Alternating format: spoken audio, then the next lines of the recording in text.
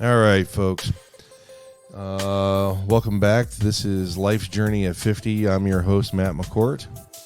Podcast number 25. And yes, Rich is still with us. This is going to be... Are we still on the air? Oh, we are on the air, my friend. We haven't been canceled. We have not been canceled. We are in the midst of getting a loud applause.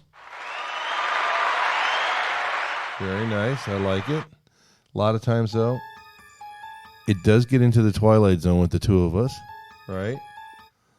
And then it's sometimes, little there. And what else we got?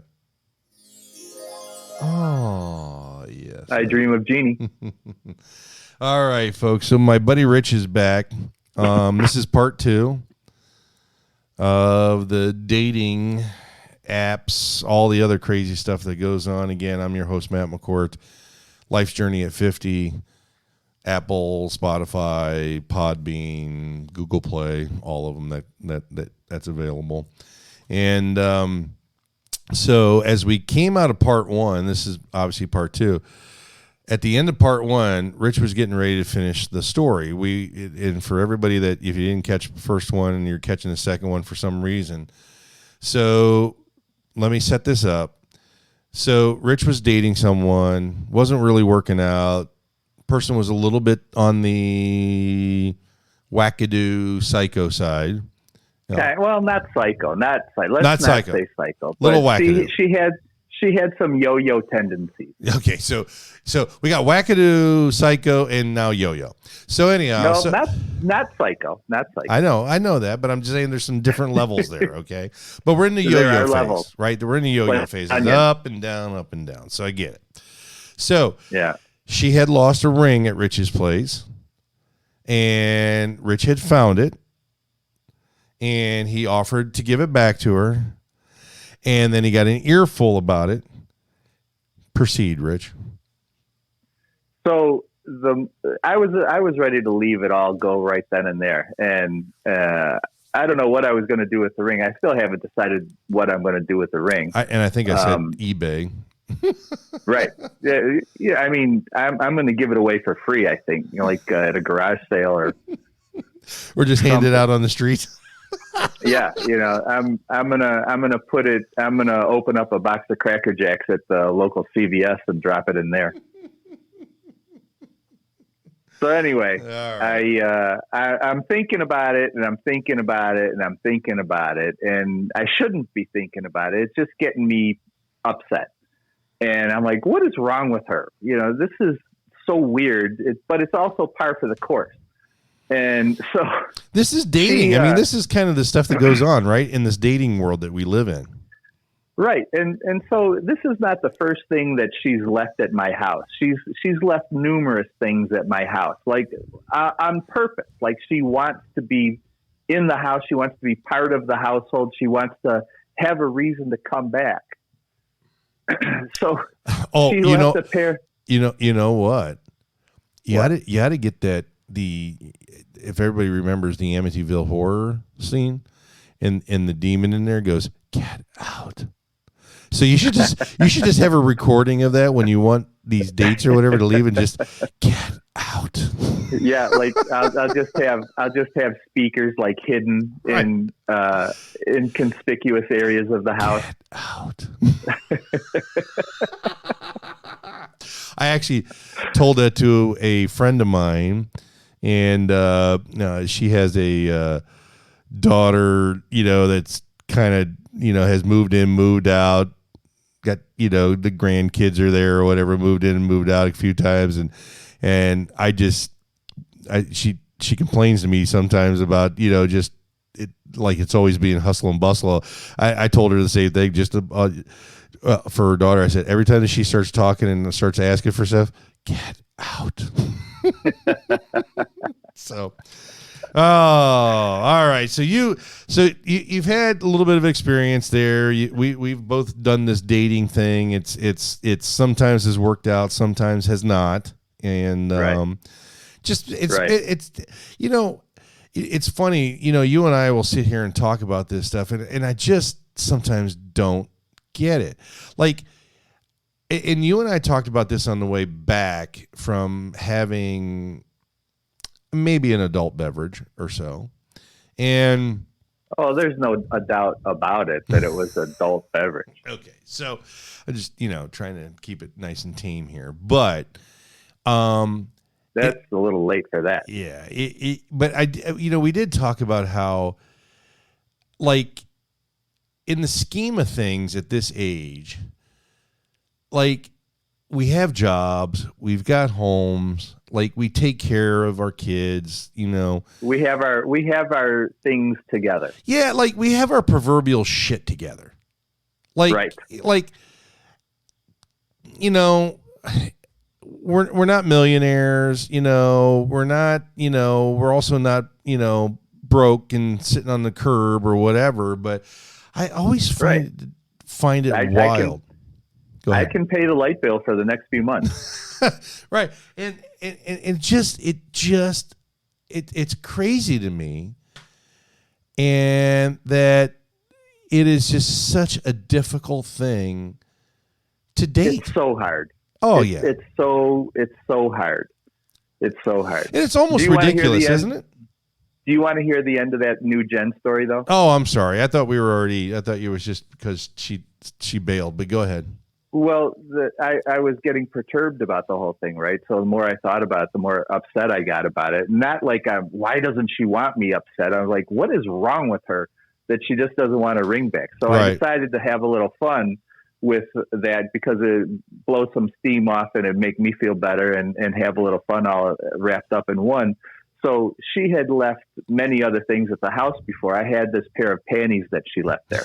So I took a picture of the panties and I tried to avoid this by you mentioning panties on the show, just FYI. Well, it's not a swear word. It's more than 4 letters. So I sent it to her, the picture of the panties that I know for a fact they're hers. I mean, yeah. So, I mean, everybody knows why I know they're hers, right? So I sent her a picture of the panties and I'm like, by the way, are these yours?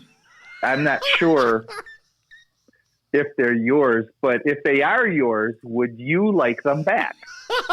So, and then I didn't hear back from her. So I thought, game over. That's, I can put that one to rest. That's a pretty good drop the mic type of thing, right? Right. Is that like dropping the mic? I mean, Right. Well, yeah. I mean, yeah. It's over. It's over. A picture Johnny. Of her panties to go. By the way, would you want these back? It's over, Johnny.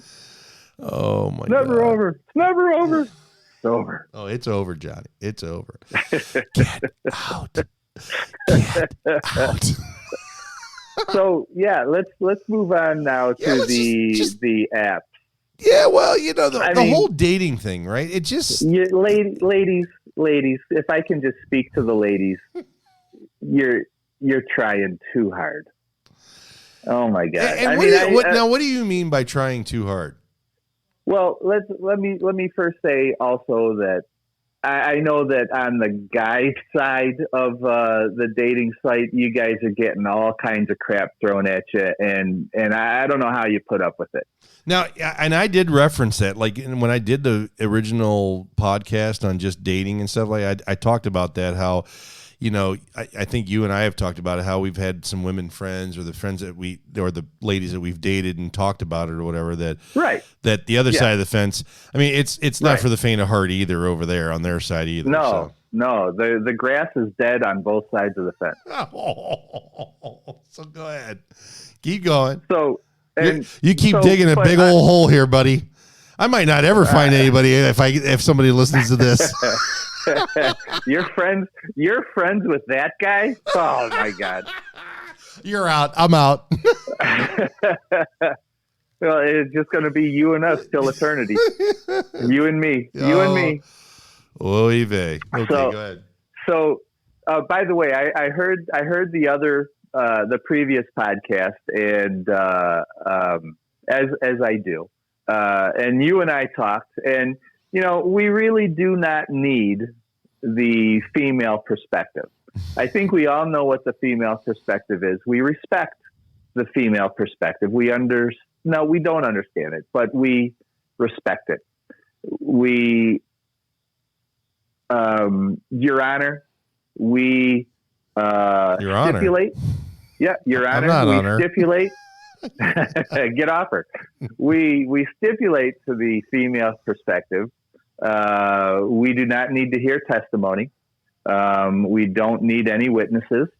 We know that it is a shit show out there, and we are not trying to argue that it isn't. So we don't need to move on with the female perspective. We stipulate that it is a shit show. Yeah, Thank you, Your Honor. Yeah, it's bizarre to me. You know, I have really gotten off the dating apps and stuff like that just because I'm so tired. You know, like, So how many dating apps? You know, there's well, what do we got? Tinder, right? Bumble, Tinder, Bumble, OK Cupid, sure, Pool of Fish, the Facebook one, which is absolutely just horrendous. Well, you were saying that before, and I was curious how you rate one being worse or better than another, and because it's all the same people. I mean, that's true. How many of them have you seen across all the platforms?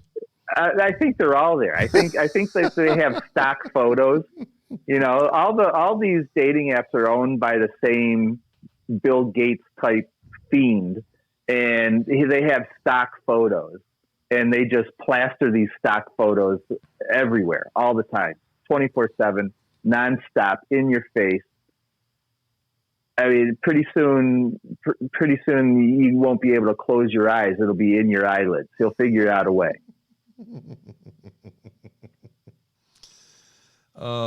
Anyway, so all right, else. So all these sites, all these websites, all these dating sites, these apps, you know, they're all designed, I think, really just to suck time. You know, they don't want you to find anybody. They don't want you to take a test. They don't want you to figure out what personality is a good match for you. They just want you to sit on your couch, be a potato, be a blob, and do nothing.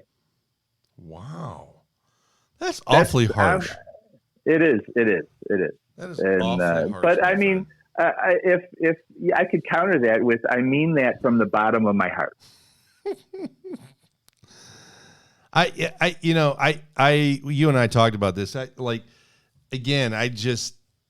am just baffled by the interactions and stuff like that. And I feel like Jane Goodall sitting out in the middle of a forest, raining all day long on my little notebook and pencil, and I'm trying to take notes on the gorilla family out there 25 feet away from me, trying to figure out relationships. You know, and I'm not saying that, you know, dating is beastly or anything like that. I'm just saying the habits and it's a new science. That's what I'm saying. We are on the cutting edge of some kind of science that should be thrown in the trash can right away. On the cutting edge of societal evolution. Nobody should experience this. Nobody should know it exists. Nobody should ever have to go through it. I think 2021, our very first thing on the agenda should be to disband all dating apps. Yeah, it's funny because, like I talked in my previous dating scenario thing, like all these women, you know, putting the filters on there with the bunny ears and the sprinkles and the stars and all that stuff. I'm like, seriously? Like, cut that shit out. Like, it's dumb.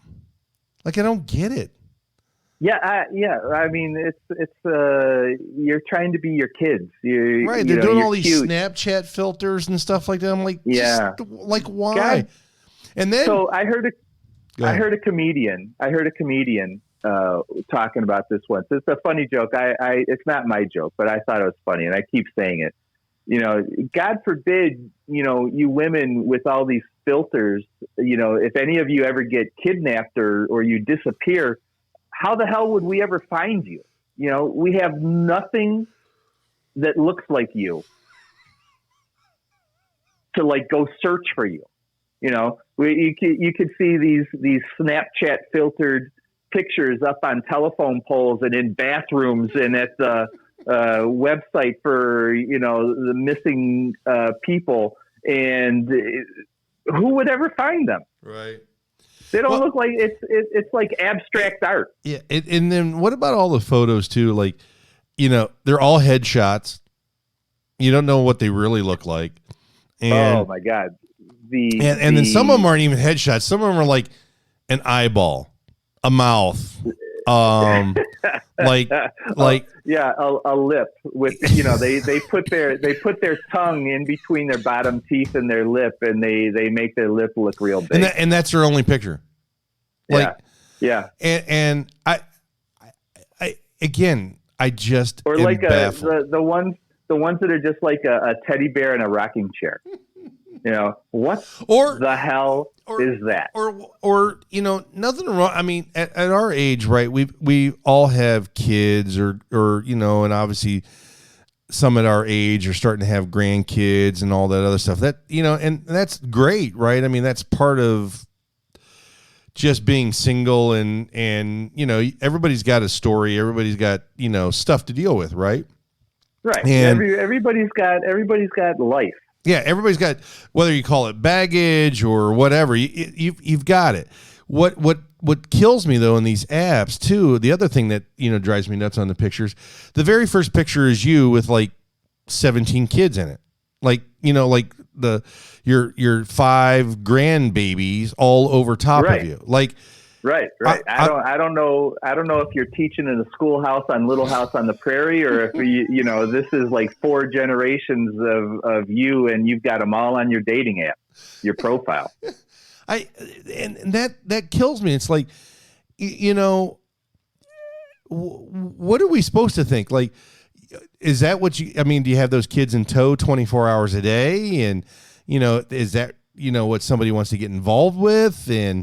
And well, let me tell you, I have recently changed perspectives in what I'm looking for in a woman, and I now want someone who's slightly older than me, that has children of her own that are 15 to 16 years younger than she is, and each one of them have children as well that are maybe 15 to 16 years younger as well, so we can have, 3.5, maybe 4 generations, all crammed into, 50 years. That's the woman I'm looking for. You kill me, dude. You absolutely kill me. For me, it's just, and like I said, if I'm on those apps or whatever, and it's just like, I don't know. They've got pictures with blurred out stuff on it, and they're, it's just, I get it that you want somebody to know that you have grandkids and kids and all that other stuff. I get it, because you can do that in your profile. You can do that in pictures number 3, 4, 5, and 6, right? But your first couple of pictures, I think you need to present like yourself and who you are. And then, add those pictures in later on. But man, when you're hitting that with the first thing out the box, I mean, I don't know. I think that kind of ruins it for everybody. And that's just a suggestion on our part, at least I think. Well, right? We've talked about some of the crazy profiles that we see. Yeah. Not crazy like psychotic or anything like that. Just like, why in God's name would you put that on there? Yeah, and then you read some of the stuff, and it's like, family is everything. And then you see, they got like a cigarette hanging out of their mouth that's all the way down to the butt, and they're showing you their fist, and on their fist they have, FUCK tattooed on their knuckles on one hand and YOU on the other. But family is everything, well, know. yeah, and then the other thing too, right? It's like the pictures they pick. Like, did you just roll out of bed and like throw like a JoJo the Tent Maker like shirt on and like I'm baffled by all that. I just am baffled by all that. I mean, some of these profile pictures, they look like a crime scene. They look like you're waiting for the lab to come and take specimens from the surrounding area so they can see what happened and who did it. It is some bad stuff, bad juju, man, bad juju. So, Rich, I tell you, it's funny because we'll when we're out and about and we just kind of sit there and laugh and look, like around or whatever, and they're like even tonight. I mean, there were some single women and stuff there, and just observing. Yeah, some of the guys they were with didn't know they were single. but again, at the end of the day, it's like you talk about the Jane Goodall thing, right? It's like you're in the environment and observing what's going on in general. And it's I don't know. I mean, obviously COVID's kind of changed some things, but I just find that the other thing too is, don't you find that attention span seems to be like, I don't know. There's no, I don't know. I guess I'm just jaded. I have a real bad. I'm just really jaded. I've talked about this. You bring up a great point. Especially attention span related to the COVID pandemic.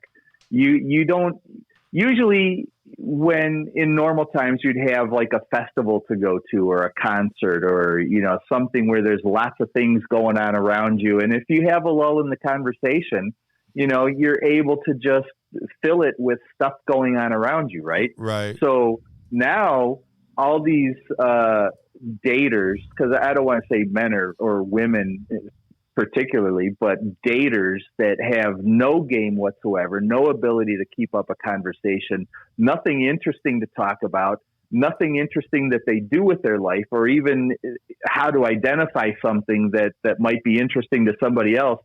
They're sitting in this new era of dating in there's nothing to do. So you have no choice but to sit there and talk to the other person in front of you if you can't stuff your face fast enough with the meal that somebody bought you.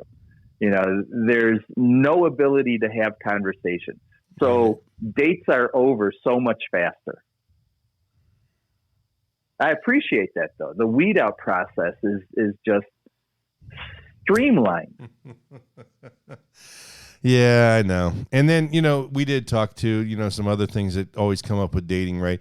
Is timing, schedules, things that, distance, all that stuff. And it is, anymore to find kind of the right mix, right fit, it takes a lot of time. And how in the last podcast you were talking about how your percentages of women, there's this percentage of women that are looking for a long-term relationship. There's this percentage of women that are just looking for someone to buy them dinner. There's this percentage of women, blah, blah, blah. Right. I think that you left out a category, or maybe you touched on it. I don't remember, but I think there's a large percentage of people, men and women, that just collect likes. They get up every day and they want to see, that big fat number on their app about how many guys swiped new or people whatever, swiped right on their profile picture, and that makes them feel good. But they don't have any intention of talking to somebody or trying to meet somebody or going, God forbid, going to the trouble of taking a shower and brushing your teeth and heading out to see real people.